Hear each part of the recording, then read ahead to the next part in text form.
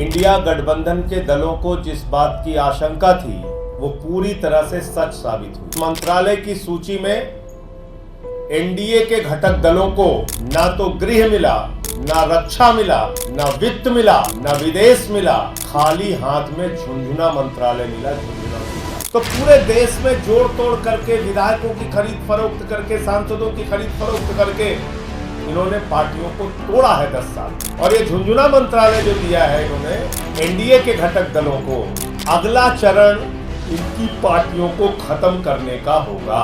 मैं TDP, JDU जैसे दलों से अनुरोध करूंगा कि कम से कम स्पीकर अपना बनाइए। ये आपकी पार्टियों के हित में है, ये बाबा साहब डॉक्टर भीमराव अंबेडकर जी के द्वारा दिए गए संविधान के हित में है। कल भारतीय जनता पार्टी के नेतृत्व वाली तथाकथित एनडीए सरकार के मंत्रालय की घोषणा हुई। तथाकथित इसलिए कह रहा हूं कि अभी भी इस सरकार को मोदी 0.3 सरकार कहा जा रहा है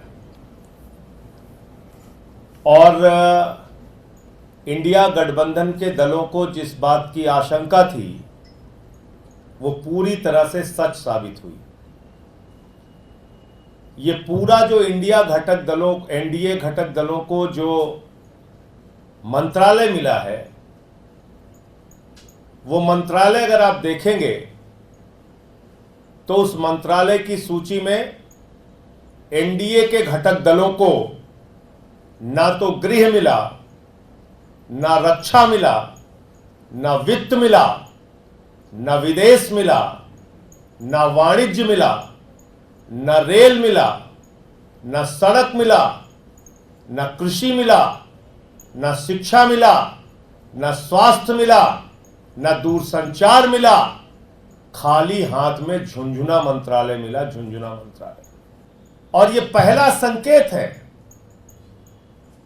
भारतीय जनता पार्टी ने साफ तौर पे संकेत दिया है कि जो उनकी प्रवृत्ति है, कार्य करने की शैली है, अपने घटक दलों को धीरे धीरे करके समाप्त करना, खत्म करना, उनको अपमानित करना, उनकी ताकत को समाप्त करना, मंत्रालय के बंटवारे के बाद इसकी शुरुआत हो गई है।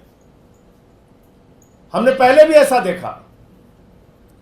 जब नवीन पटनायक जी के साथ थे, उनके साथ क्या बर्ताव किया।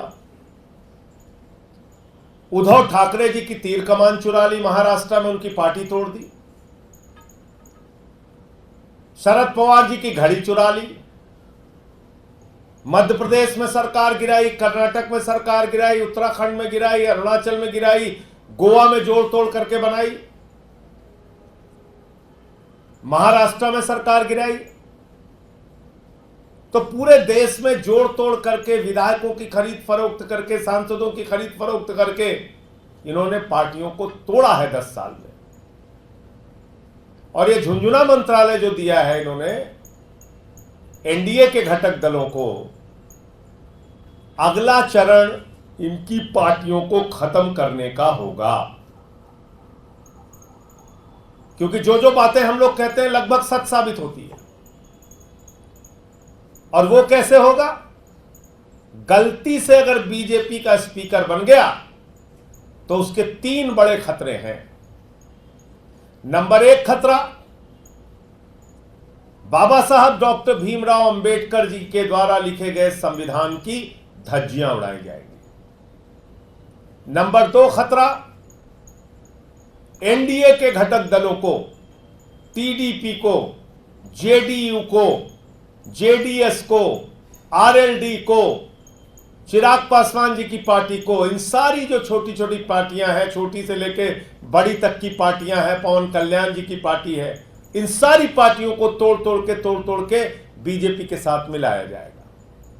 और तीसरा, कोई भी मनमाना बिल सरकार लेके आएगी और जो भी सांसद आवाज उठाएगा, मार्शल से उसको बाहर फेंकवा दिया जाएगा। भारतीय संसदीय इतिहास में 150 सांसद पहली बार मोदी जी की सरकार ने निलंबित किया था।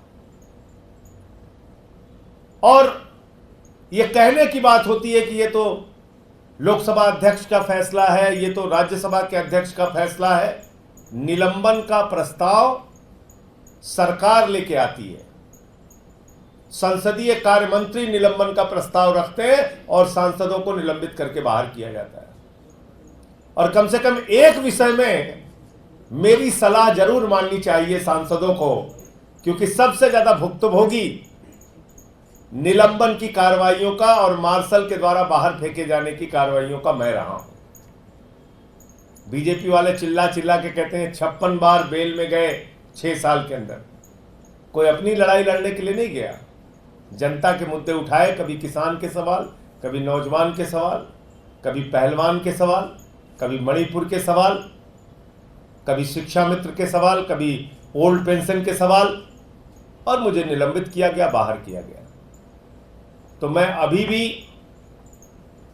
इस घटना के बाद कि एनडीए के घटक दलों को झुंझुना मंत्रालय मिला है, मैं टीडीपी, जेडीयू जैसे दलों से अनुरोध करूंगा कि कम से कम स्पीकर अपना बनाइए। यह आपकी पार्टियों के हित में है, ये बाबा साहब डॉक्टर भीमराव अंबेडकर जी के द्वारा दिए गए संविधान के हित में है, और ये भारत के लोकतंत्र की रक्षा के हित में है। ये संसदीय परंपराओं के हित में है कि स्पीकर टीडीपी का होना चाहिए। और अगर बीजेपी उस पर समर्थन नहीं करती तो इंडिया के घटक दलों को निश्चित रूप से इसके बारे में विचार करना चाहिए। बीजेपी के समर्थन के बगैर अगर टीडीपी अपना स्पीकर का उम्मीदवार मैदान में उतारती है तो इंडिया के घटक दलों की और इंडिया गठबंधन की बहुत महत्वपूर्ण भूमिका होगी, कांग्रेस से लेकर सारे दलों की।